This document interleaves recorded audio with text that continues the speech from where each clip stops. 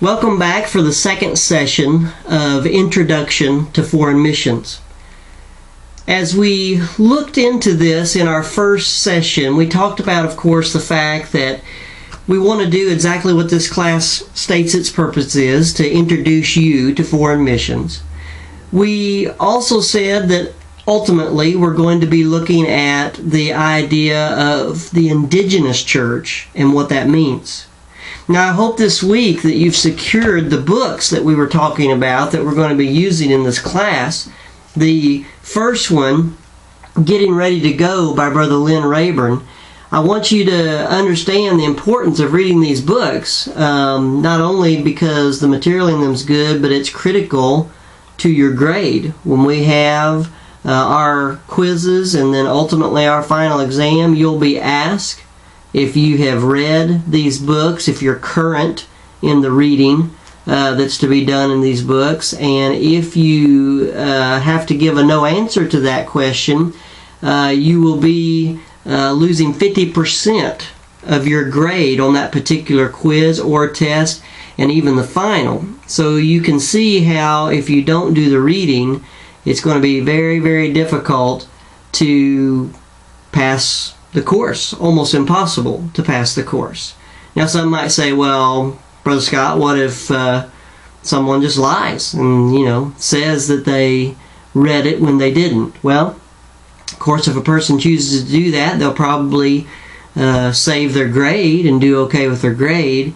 But if you're willing to lie in order to get a grade, then there's a much bigger problem than whether or not you're going to pass Introduction to Foreign Missions. There's a failure in the test of life. And so I'm sure that no one would even contemplate doing that. But if you have not gotten the book, you're already getting behind in the reading, get it, secure it as quickly as possible. Getting Ready to Go by Brother Lynn Rayburn. It's available at his website, lynnrayburn.com, lynnrayburn.com.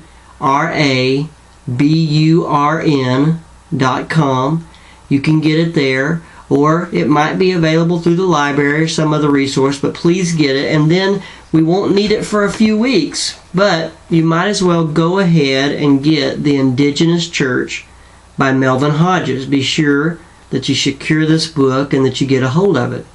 So last week we started out and we talked a little bit about some definitions. We said that the word for missions, or at least where we get the word missions, comes from a Latin word, mitto, which means to send. Then we also looked at the biblical word, apostello, also apostolos, which is translated apostle many times, but also we saw that sometimes it's translated messenger, and that word really means sent forth, just like mitto means to send. Apostello means sent forth. Apostolos means sent forth one. And so we talked about how there was the office of apostle, but also there was just a general use of this word in the sense that someone was being sent forth to deliver a message. In fact, in those two occasions we looked at where the word is actually translated messenger, because they were sent forth with a message. And many different people in the scriptures were called apostles, or that word messenger was translated from the word apostolos in many different situations. So then we started talking about the four different types of mission classifications that are used amongst the ABA. We talked about missionary helper. We talked about interstate missionary. We talked about national missionary. And then we locked in on what's the focus of this course, foreign missionary. And we said that a foreign missionary is someone who works cross-culturally. It is a person of one country leaving their country and going to another country to work cross-culturally in a situation where people live differently than they live, think differently than they think, and most of the time speak differently than they speak, where a person is going to have to go and adapt to culture and learn language in order to minister. This is what a foreign missionary is and what they're all about.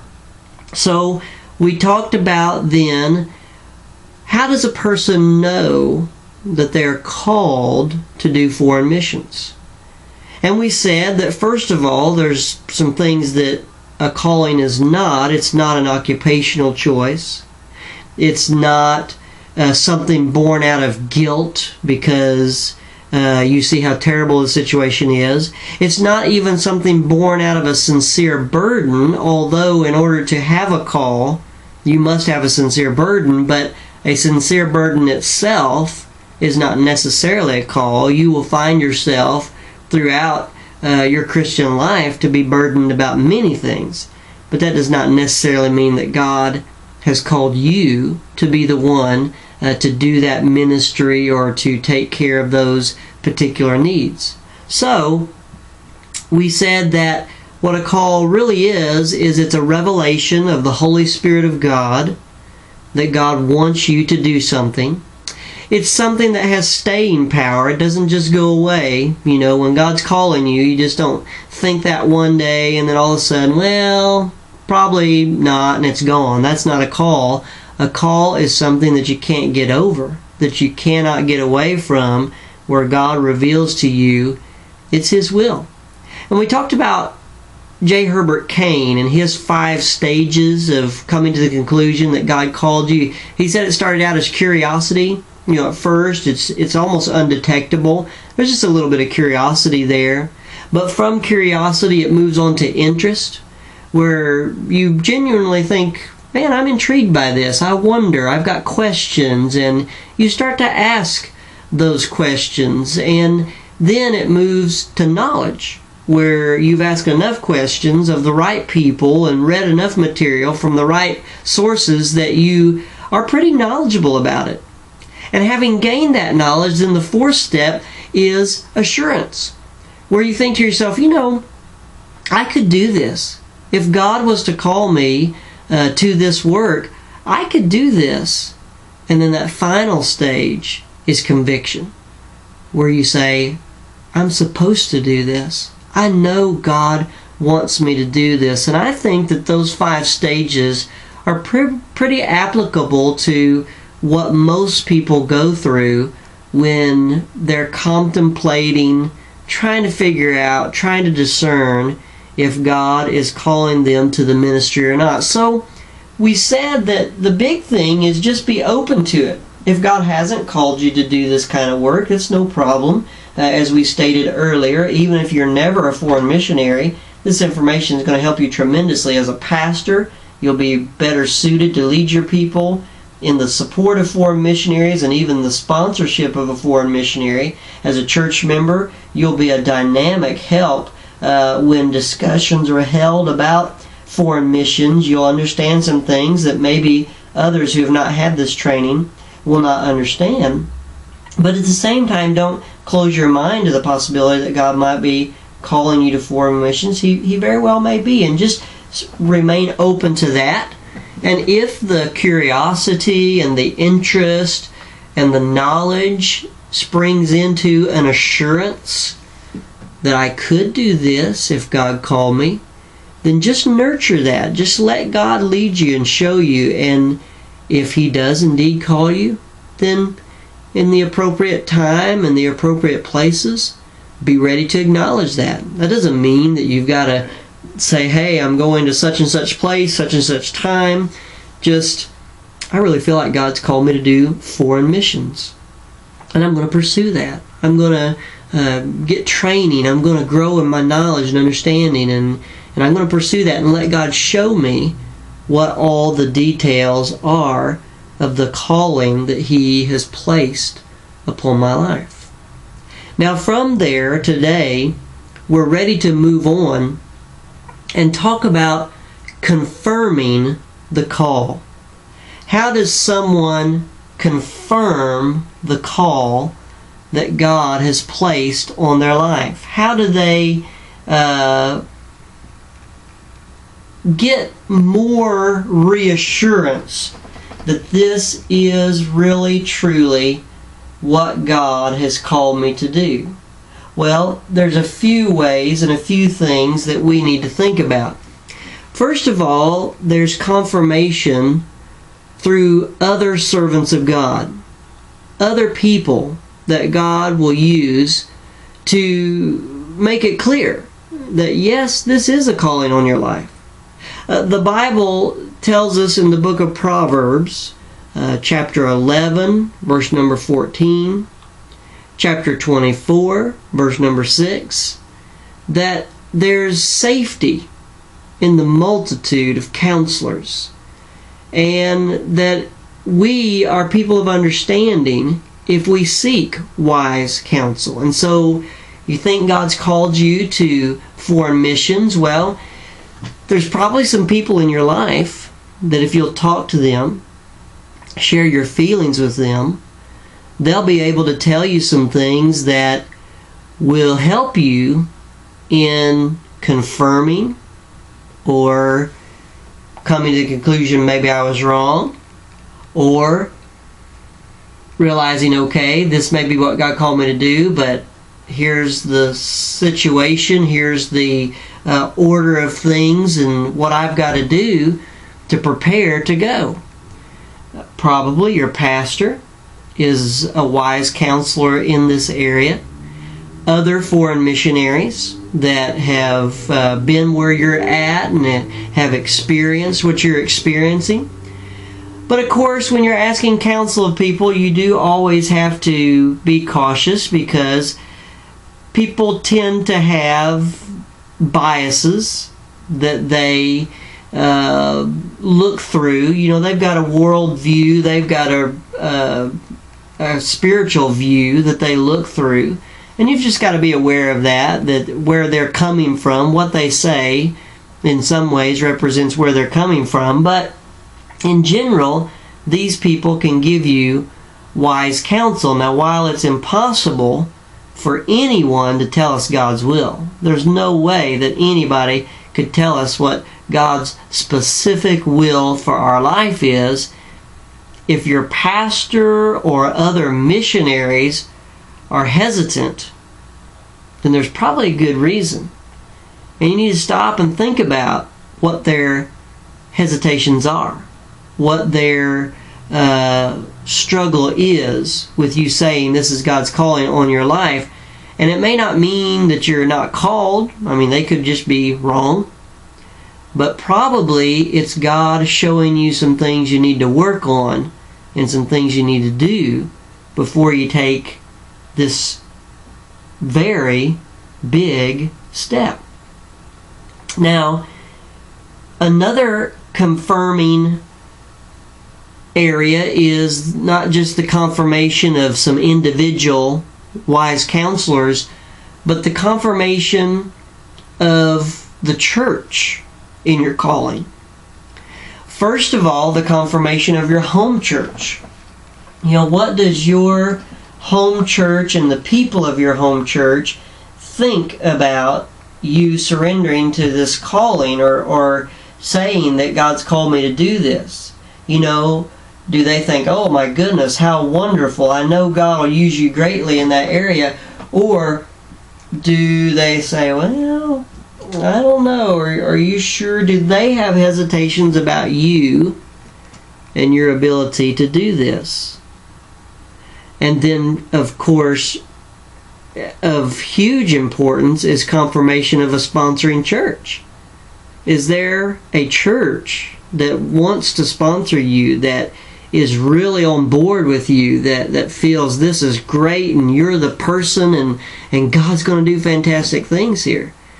If those things don't fall into place or seem to be a huge uphill battle, you need to think about it. You need to consider it. A little bit later on, we're going to talk very specifically about sponsoring churches and how you look for one, how you pursue those possibilities. But realize that, you know, if it doesn't seem like God's raising up a sponsoring church, and it doesn't seem like even your home church is too excited or is really behind you in this, hey, there might be some things to think about.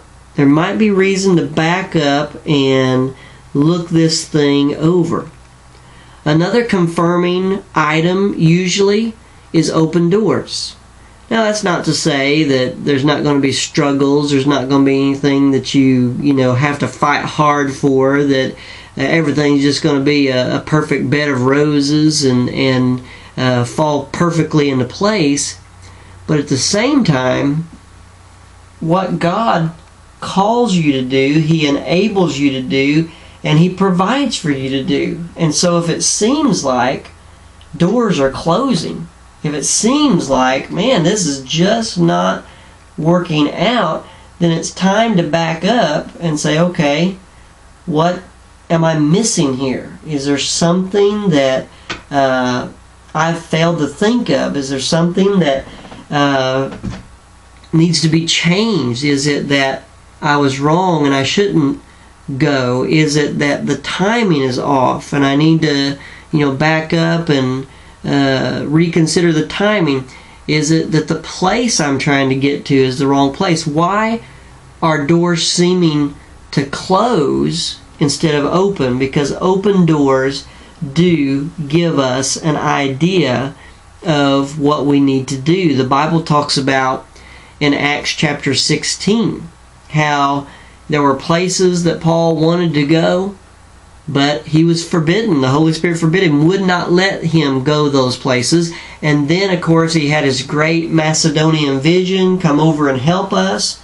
And he knew that that's what God wanted, that that was His plan for his life. Well, he was closing some doors, opening another one. And so, in confirming a call, especially to a specific place and a specific time and a specific situation, open and closed doors are an important part of understanding that and seeing that.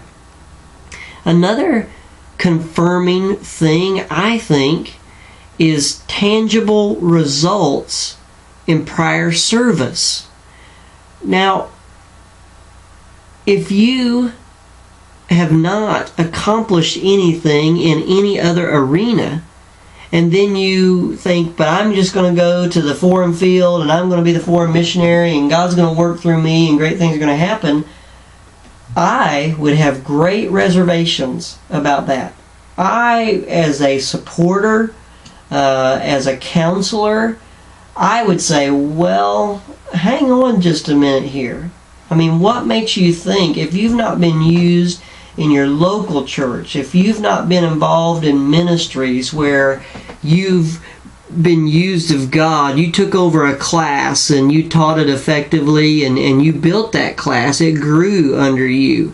You were an associate pastor and you effectively helped your pastor in building this church. You've been a person that's been evangelistic in nature and you've had the privilege of leading people to the Lord. If those things are not there, then what would make us think that just a change in location would make things any different? In fact, I submit to you that it won't make things any different. In fact, all it's going to be usually is the same lack of results in a much harder situation. And so take the time, if you think God's calling you to foreign missions, or for that matter, any ministry that you're going to embark in, and say, have I let God use me right where I'm at? Remember the parable that Jesus gave of the talents? And how when the master came back and reckoned with the servants, he said, you have been faithful over the little things. Now I'll make you ruler over much. Any ministry, whether it be pastoring or stateside church planting or foreign missions, is a great honor. And it is a big thing. And there's no reason for us to think, if we've not been faithful in the little things, that God's going to make us ruler over much. There's no reason to think.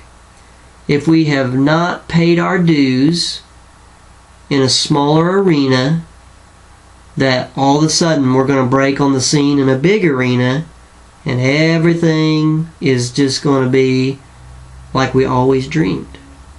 So a confirming factor in your call to go do foreign missions, to leave your home and your native land and go to another culture, is that leading up to that, God's used me.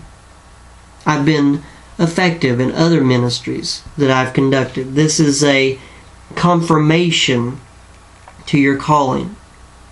So then, not only do we see confirming evidences, but I want us to talk about the cost, because it really does cost something to be a foreign missionary. It costs something, of course, to do anything for the Lord. The Bible teaches us that if we are to be followers of Christ, if we are to be His disciples, that we must deny ourselves, take up our cross, and follow Him. And so, no matter just the Christian life in general, there are costs. But there are costs that are very unique to being a foreign missionary. And I want us to think about these costs. In fact, you might remember that the Bible encourages us to count the cost. Be sure to count the cost. Jim Elliot, one of the missionaries that was killed along with Nate Saint and some others as they were seeking to bring the gospel to the Auca Indians, said this: "He is no fool who gives up what he cannot keep to gain what he cannot lose." He is no fool to give up what he cannot keep to gain what he cannot lose. And that day, on the sandy shore of that river, when those men were killed by those natives, they paid a tremendous cost. I suppose we would say the ultimate price. And in paying that great price, some would say, in fact, I've never seen it, but I've heard that back when this took place, that Time magazine had an article and it said, "What a great waste," or something of that nature. But the reality is, it was no waste at all. Those men were willing to give up what they couldn't keep. Happiness, security, family, their very lives. Couldn't keep any of those things. Eventually all those things would be lost in an effort to gain what they could not lose. And what they could not lose is things of eternal value. The salvation of those natives was something heavenly, that would be eternal, that could not be lost, and even their own lives were temporal. Well, they perished before the natives came to salvation, but later Rachel Saint, Nate Saint's sister, and Elizabeth Elliot, Jim Elliot's wife, went in and worked and lived amongst those natives, and many, many, many came to faith. They gave up what they couldn't keep anyway in order to gain what they could not lose.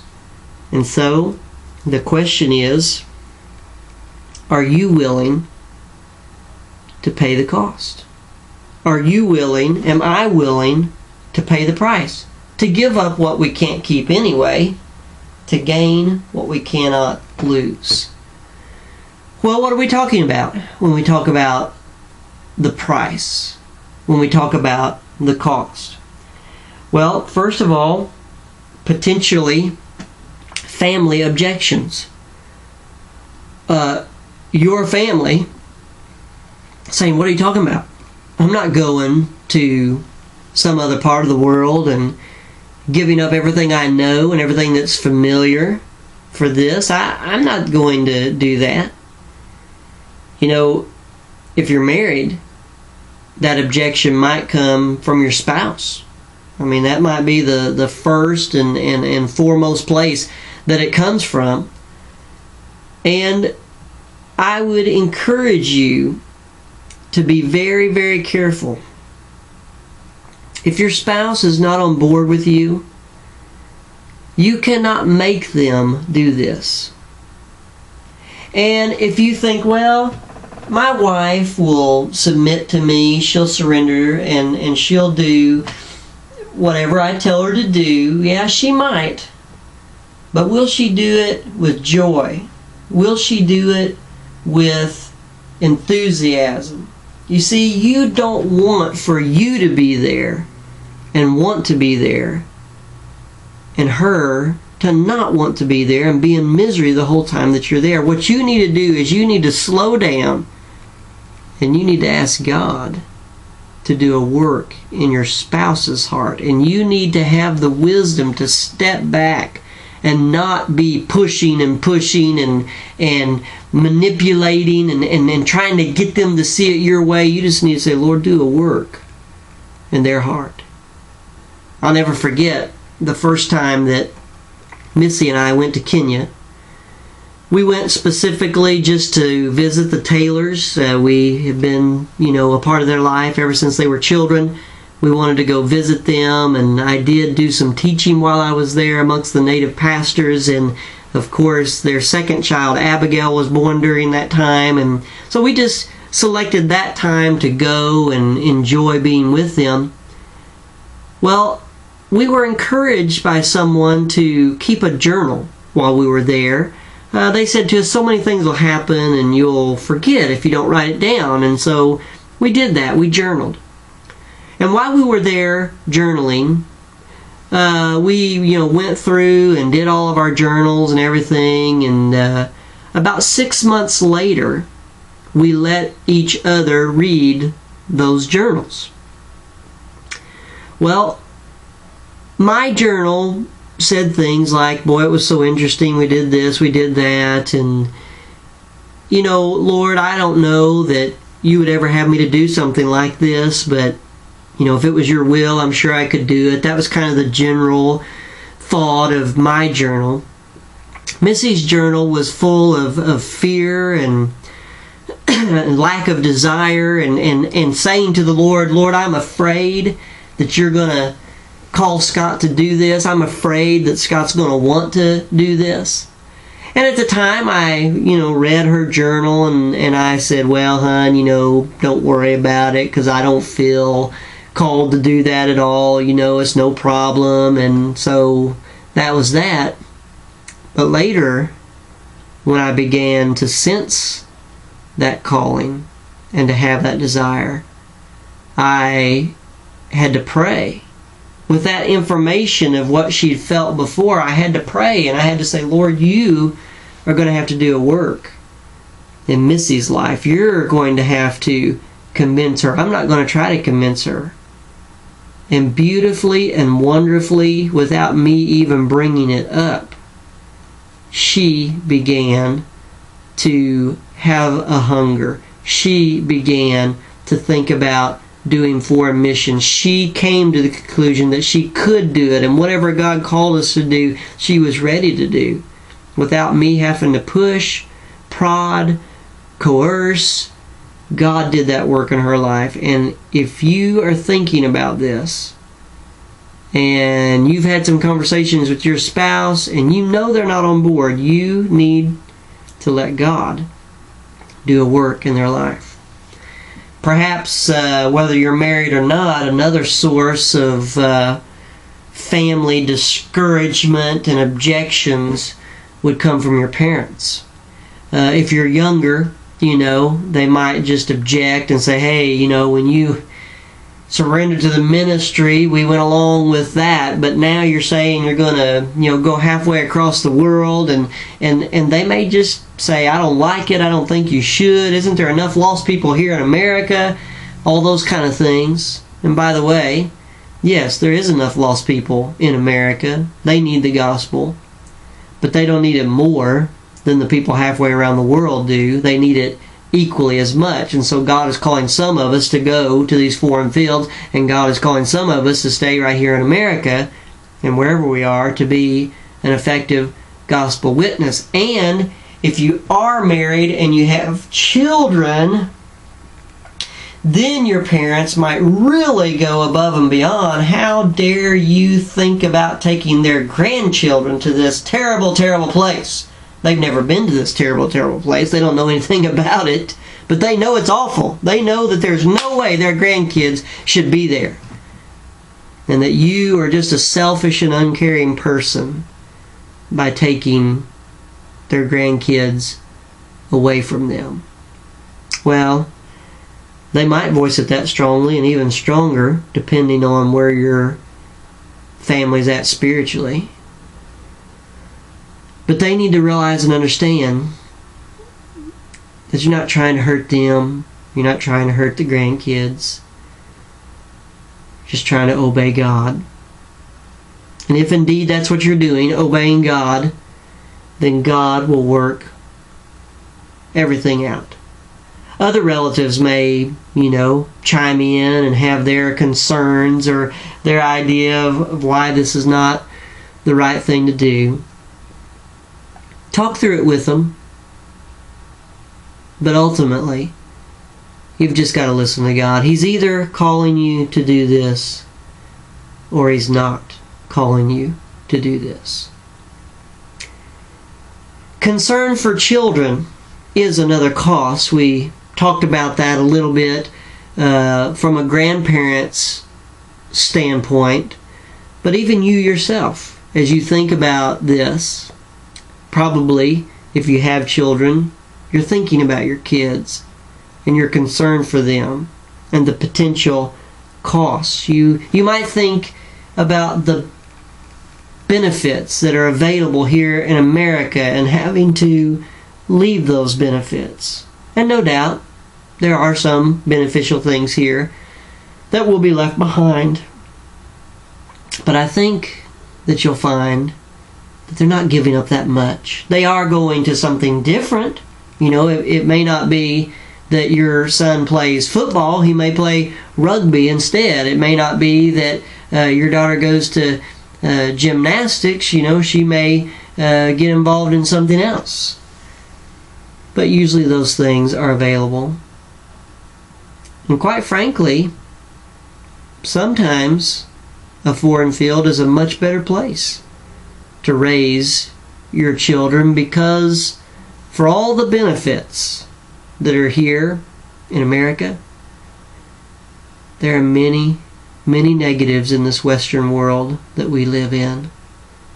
And perhaps you'll find your children in a more wholesome environment that will make it a little bit easier, maybe, to raise them. Ultimately, it's still all about you instilling in them the things of God and their willingness to accept those things no matter where in the world it is.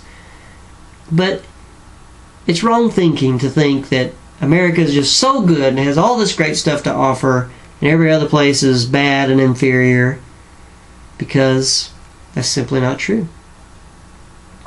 Also, you'll probably have some concerns about your children's schooling, thinking how in the world is that going to work out. And of course, we'll talk about this again a little bit more in detail as time goes on, but one of the things for sure is that they're probably not going to be able to go to public school wherever you're going. That's probably not going to be possible. So you're going to be in a situation where you're going to have to think about Homeschooling possibly might be the only option. Or where you're going, there could be private schools. If there's enough missionaries there might even be a private Christian school. That's very rare. But there might be an international school that your children could go to. They probably would be there with other missionary children, but as well they'll probably be there with children that their parents are involved in NGOs, or maybe are political figures and things of that nature. So it wouldn't necessarily be just a Christian environment, but at the same time it would be a source of private education. And then the other option that is sometimes available on foreign fields is that of a boarding school, where your children can go, and it could be in the country that you're in, or it could be in another country, and you send them to boarding school, but while the school year is going on, they're away from you, they live there.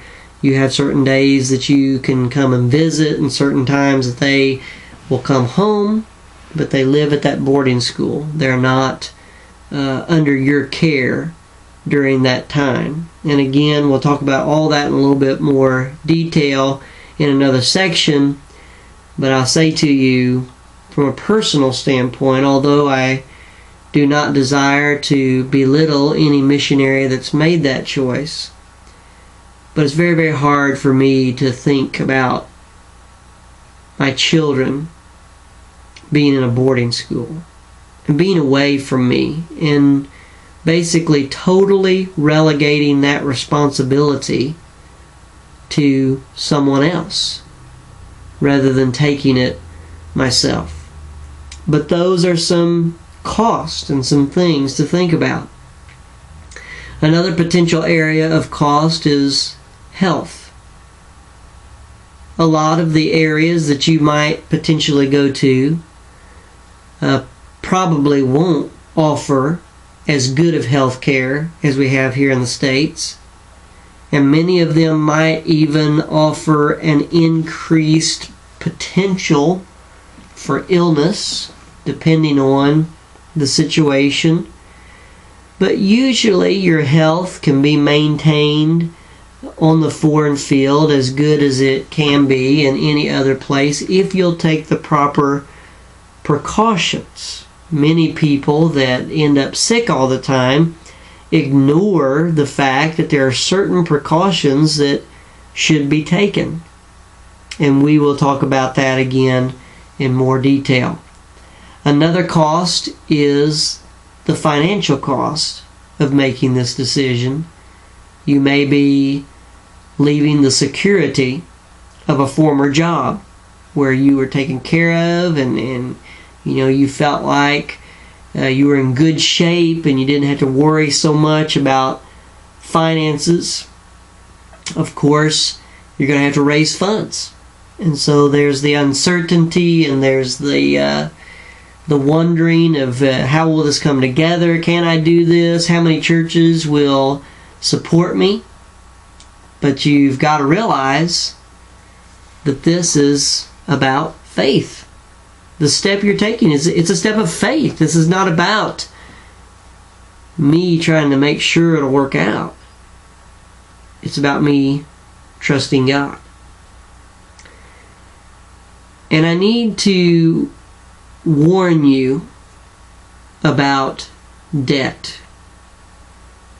You need to be sure that you do not go to the foreign field with excessive debt.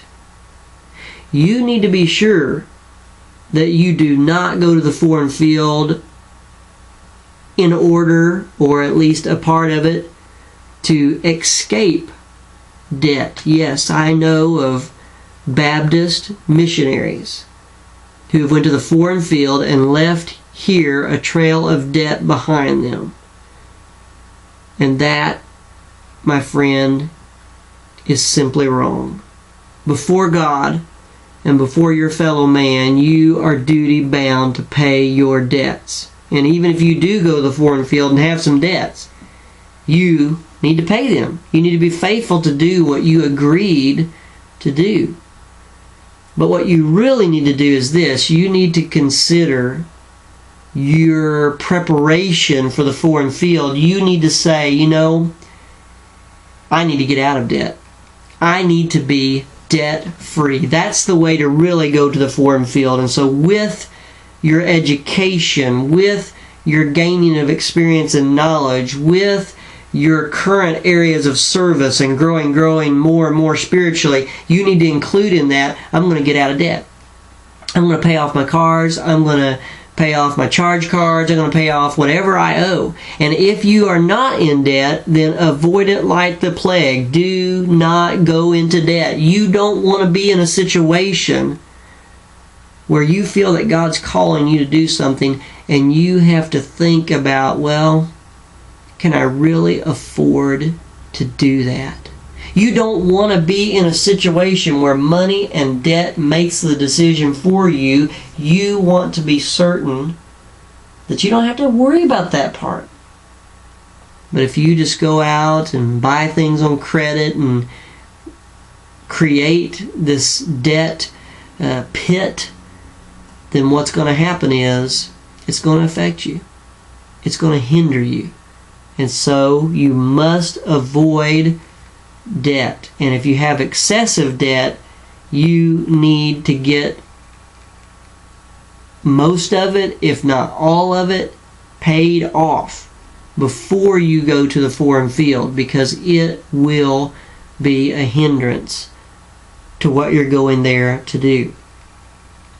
Another potential cost to think about is the fear of failure. The fear of failure.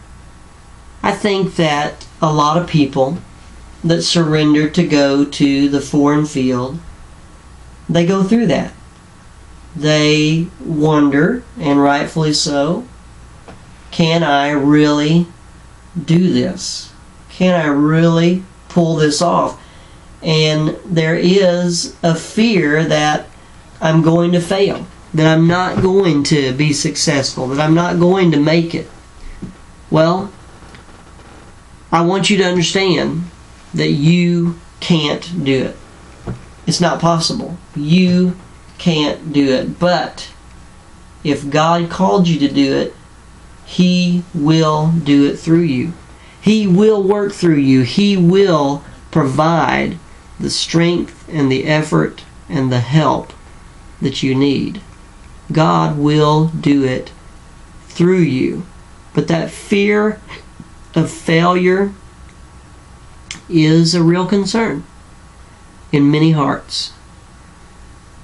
But I want you to understand that the only real failure that you could have is a failure to follow the commission. That's the only way you could really fail. See, sometimes we make success or failure a matter of numbers. How many people did you lead to the Lord? How many people did you baptize? How many people did you bring into a church setting? And how many churches did you organize? All those things are the goal. It's what God wants us to do.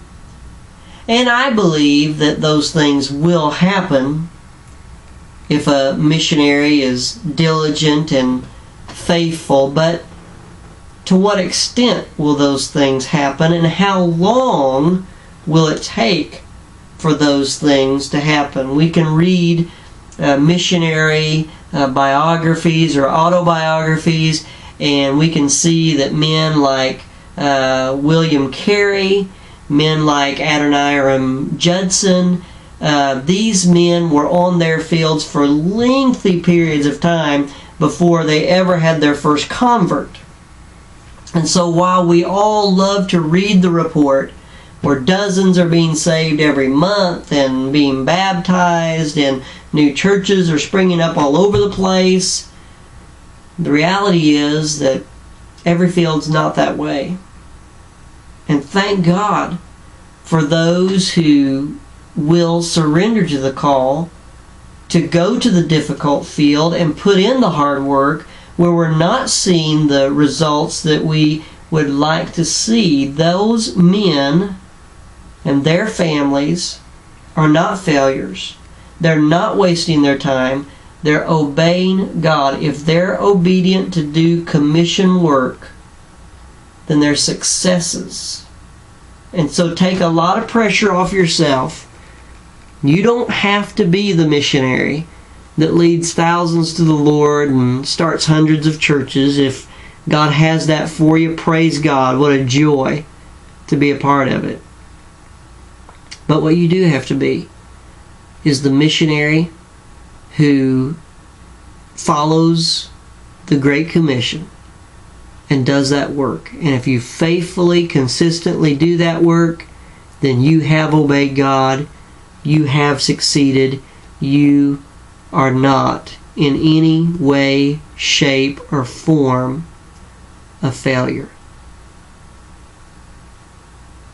The problem that we run into sometimes is those that support us have expectations.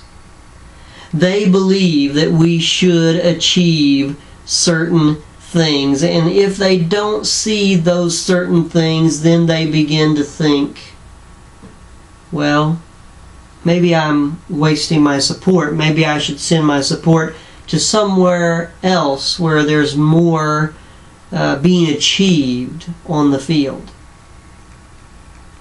But all I can say to you is that you can't worry about that. You can't let that be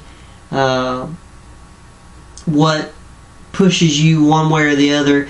You've just got to believe beyond question in the calling that God has placed upon your life, and then you have to just let Him do the work that only He can do. You have to let Him be your measure of success or your measure of failure.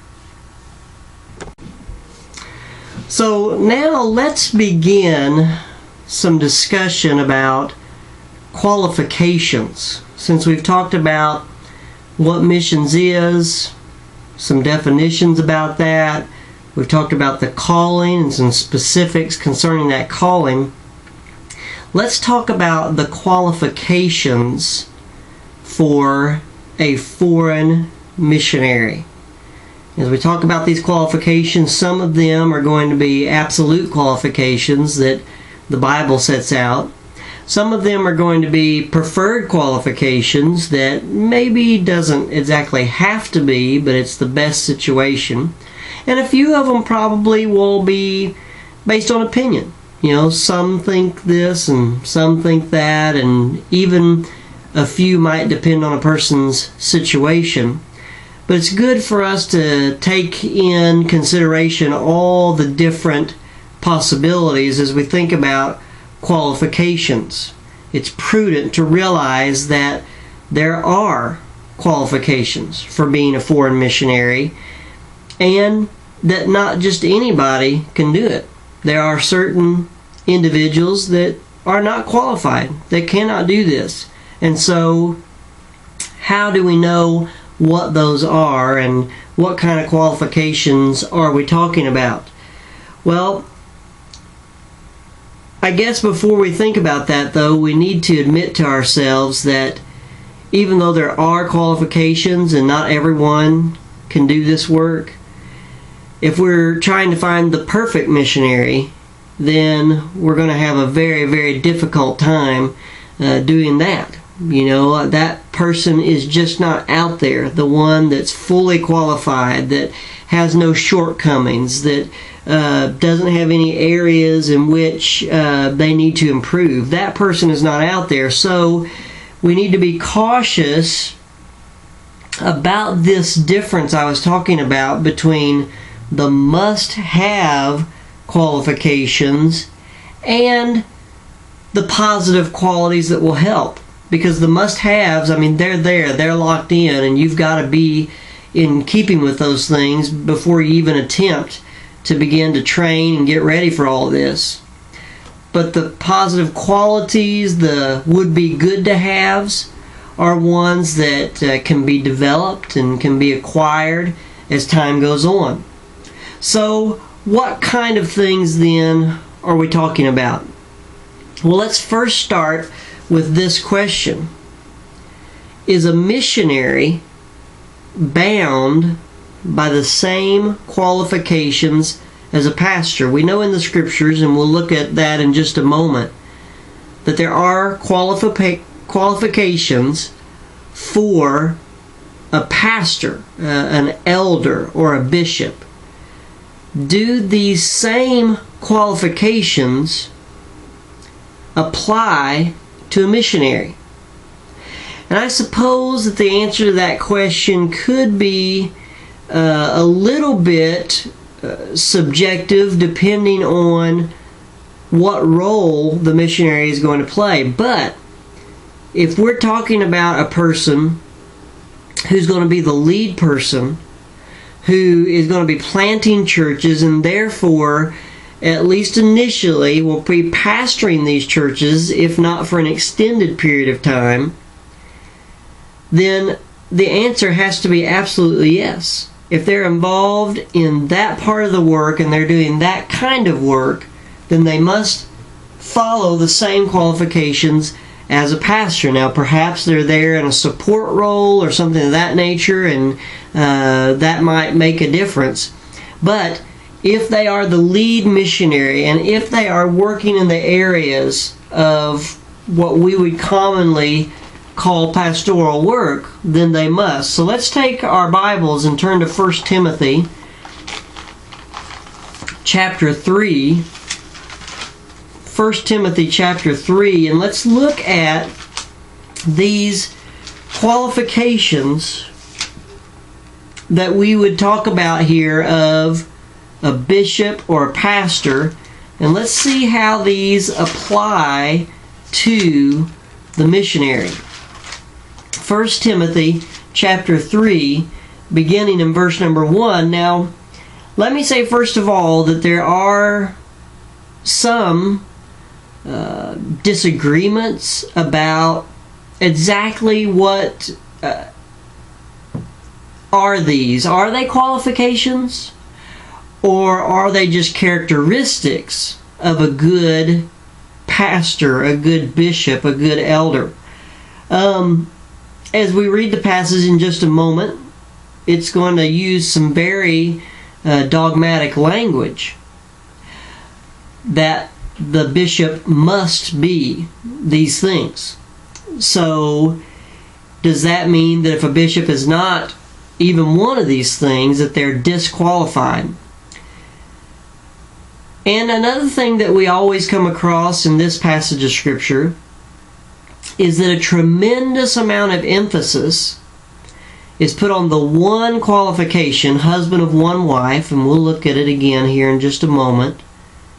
But then a lot of the other ones are not given as much importance, as much significance.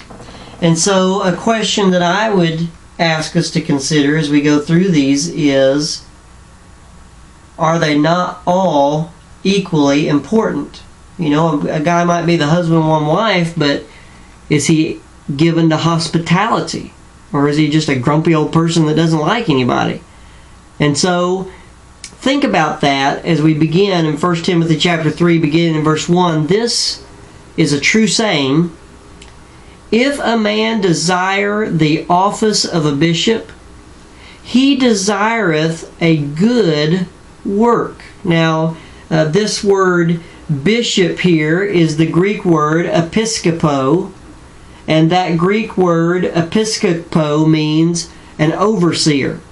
And so this is a word we commonly use to talk about a pastor or someone in a pastoral role. If he is an overseer, if he's a bishop, the episkopo, and he desires that office, he desires a good work. Now, the desire is that of a strong passion. You know, if a person, and that if you've been called, that's what you felt. You felt a strong passion. If this person has a strong passion for the work of an overseer, the office of an overseer, then they desire a good work. Verse 2 says, a bishop then must be, see that strong language? A bishop then must be. And so we get into that idea of, okay, are these qualifications? And if they are qualifications, what do we mean by that? I mean, to you, what is a qualification? I mean, if it's a qualification, would that not mean that if you lacked any of them, you'd be disqualified and you wouldn't be able to serve in this role? So, are they qualifications or are they characteristics? Is it that this is the perfect pastor if they possess all these things, and that the more of these things they possess, the better they're going to be able to serve, but each one that they lack is going to be a hindrance to them? Well, maybe even some would say it's just semantics. You know, we're just crisscrossing words. What's the difference? Well, again, to me, if they are qualifications, then it's a make it or break it kind of thing. And so that makes me a little bit uncomfortable to just call them qualifications, because I don't always fulfill each one of these. And I think that probably most men don't always fulfill each one of these things. So then you begin to say, well, it's not that you have to do it all the time perfectly. It's just that basically this is the type of person you are. And see how we do that? We start to get, kind of wishy-washy with it. So I really believe that these are characteristics. Now, if you went down through here and the guy lacked half of them, why would you want him to be your pastor? Why would you want to send him out as a missionary? But in general, these are characteristics, and each one that a man lacks is going to really hinder his ministry. So let's look at these things that a bishop must be. Must be blameless. That is, that there's not any obvious things in his life that somebody can just grab and pull him down. That they can just honestly say, but you're this type of person, or you do this, or I know this about you. He needs to be blameless. He needs to have a pure reputation, a clean reputation. The bishop must be, here's that one that gets so much attention, the husband of one wife. The husband of one wife. Now, a lot of time has gone into looking at this in many different and various ways. Some would say, well, this means that you have to be the husband of one wife at a time, that you can't be a polygamist, that you can only have one marriage. Others say, well, this means that you can only be married one time, and if you've been divorced and remarried, then that is not right and you're disqualified. Some go completely away from the marriage discussion because the literal translation would be a one-woman man. And some say it just means you're not a skirt chaser, you're not flirtatious, you're not after other women and involved in that type of behavior. Well, any way you slice it, if a man certainly is a womanizer, then his ministry will be tremendously hindered. It won't work. That's all there is to it. Maybe for a short time, but ultimately it won't work. If a man's been divorced and remarried, how is he going to counsel others that are facing divorce? And he's always going to be in a situation when he says to them, listen, the Bible says that God hates divorce. The Bible says that God doesn't have that as his plan. What he's joined together, he wants to stay together, for no man to split it asunder. And when he tries to give these kind of biblical counsels, then people are always going to be able to say, but you did that. And so it's going to be a hindrance. He can say, yes, that's true, I did do that, but I regret it, I wish I hadn't, that wasn't God's perfect plan. But always he's going to have that. So the only way to truly avoid the trappings is to be a man that has one marriage. Of course, if a man's wife passes away, that's a different story, because the Bible is very, very clear that in that case he's able to remarry and there's no restrictions or hindrances there. But if for some reason you had a marriage that didn't work out, that ended in divorce or whatever, you either need to remain single, or you need to realize that I'm going to be tremendously hindered if I try to pursue pastoral ministry. Some also would bring into this discussion, well, what if the divorce was before the man got saved? Or what if the divorce was because his wife was unfaithful to him? And the Bible tells us in the book of Matthew that to divorce and remarry is adultery, except in the case of fornication. And so is he free in those cases? And all those kind of things that are brought into this. But here's the thing about it. This is a discussion about what a pastor must be. All those other scriptures are discussions about us as individual Christians. And so this is, in some ways, a step above. And if a pastor has multiple marriages, he will definitely be hindered in his ministry. Some, of course, would say he is disqualified. Now, some churches will accept a man that has been previously married, that has more than one marriage. Some churches will send out a missionary that has multiple marriages. And certainly, that's between that church and their missionary or their pastor. However they choose to work that out, it's between them and God. But at the same time, they need to be honest and forthright and let supporters know that this is the case, because for many pastors and many churches, it's a big issue, and they will not support a man that has multiple marriages. They believe he's disqualified, therefore they won't support him. So our purpose in this class is not to completely figure that out and to, give the exact answer, but certainly in this brief discussion, there's enough information there for you to consider your opinion and what you think might be the case. But a pastor, a missionary that has multiple marriages, it is going to be very, very difficult. And then think of this. Many countries, Kenya for example is one, and I know there are many others, where it's legal to have multiple marriages, more than one wife at a time. And so how do you counsel men, no, we should not do this. This is not right. Even though you've been divorced and remarried, doesn't it make sense that they can look at it and say, well, you had more than one wife? And so this is going to be a hindrance, no matter what. It might be a disqualifying factor in the minds of many, but at the very least, it's going to be a tremendous hindrance to ministry. So, not only the husband of one wife, but they need to be vigilant. Vigilant, that means to be watchful. This is a person that is spiritually alert. They're not constantly getting blindsided by things that they never see, that they never thought of. They are prayerful, they're watchful, they're spiritually alert. A pastor needs to be those things. A missionary needs to be those things.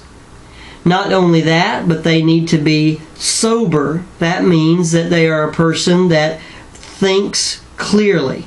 That they're clouded, their thinking is not clouded, but they think clearly.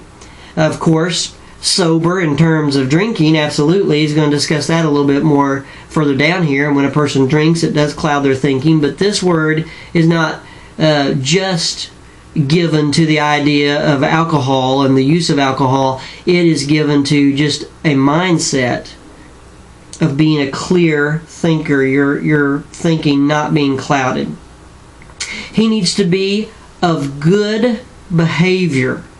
Of good behavior. A person who is orderly. A person who, when you spend time with them, you don't shake your head and inside think, man, why do they say those things? Why do they do those things? They are a person of good behavior. Given to hospitality. Now, I mentioned this earlier, but I'm very serious about this. A lot of pastors have a huge problem with this one, even though, the big one, the husband and one wife, they may pass the test on that, but they're not given to hospitality. It literally means to be a lover of strangers, is what it means. So you're just hospitable to people you don't even know. You're hospitable.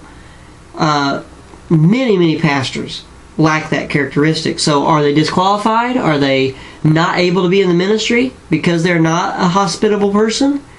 Or is it just that this is an important characteristic that they lack and it's a hindrance to their ministry if they do not have that hospitality?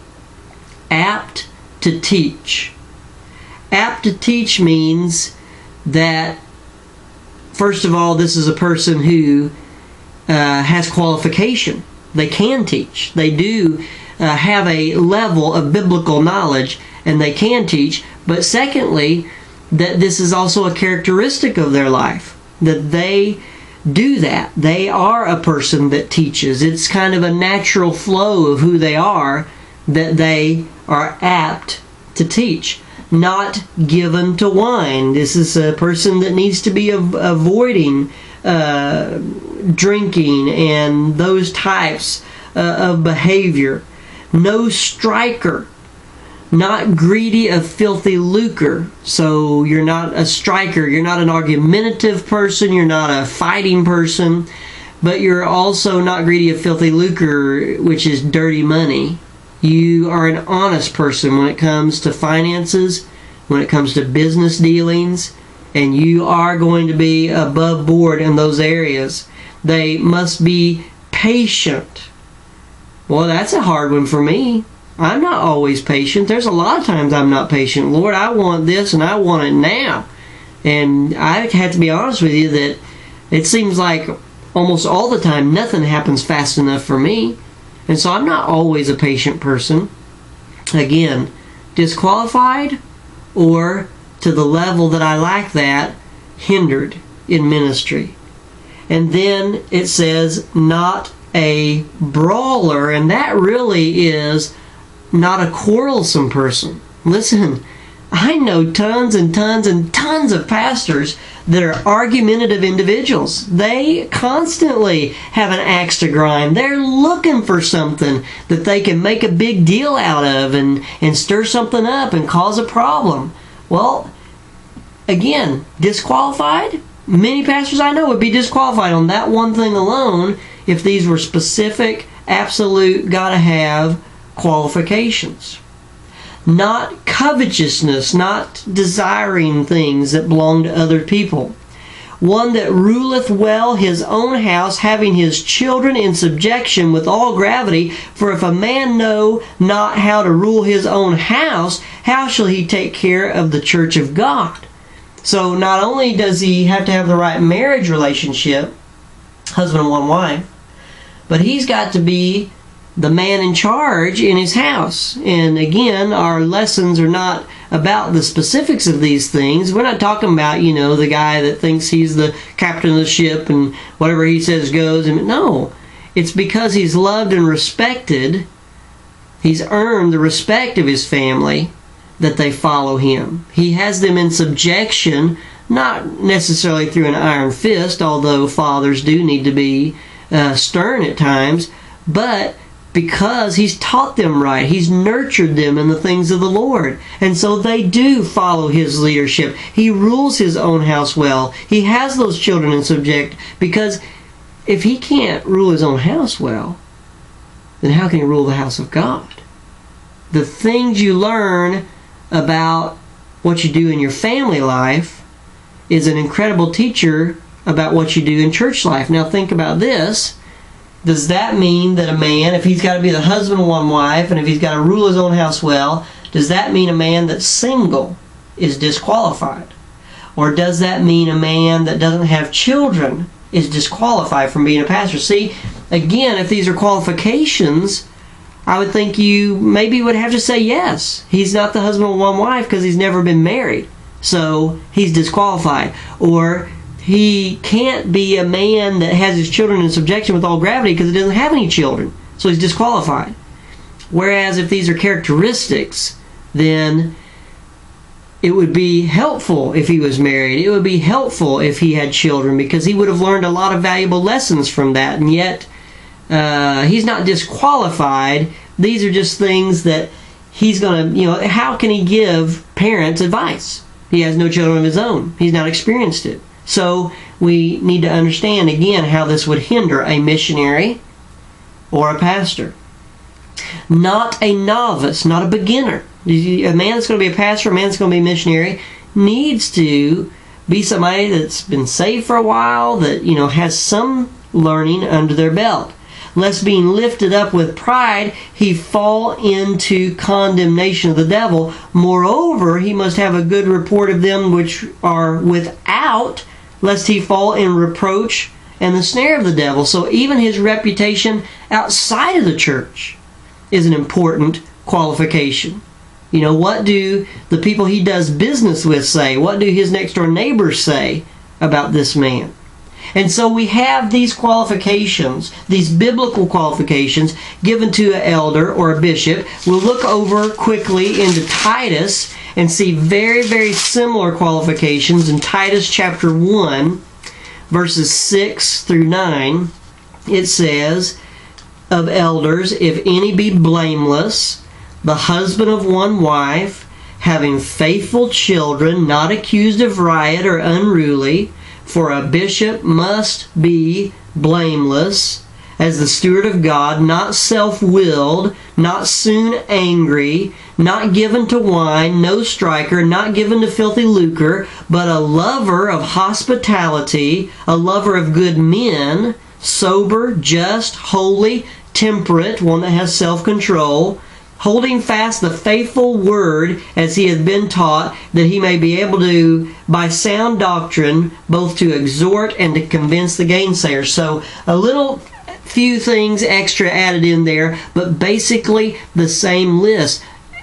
Any one of these things that a pastor lacks, that a missionary lacks, will hinder their ministry, will damper their effectiveness. And so we need to be people that understand that these characteristics are very, very important. They do apply to missionaries. And so if you see yourself going as a missionary to the foreign field, you need to take these qualifications into consideration, and you need to say, hey, where am I lacking? I need to work on that, so that I will indeed be a person who is better qualified for the ministry that God has called me to. Now, next time, we will look at some additional qualifications beyond these biblical qualifications. Some, again, that might not be a must-have. These are must-haves, but would be good to have, that kind of stuff. We'll look at it, see where some of these things fall in line, and give yourself something to think about as you're thinking about, where do I stand in all this as far as a person that would I be really qualified. Now, again, I need you to continue your reading in the book. Please get through those first couple of chapters, and I'll look forward to being with you next time as we continue our studies in Introduction to Foreign Missions.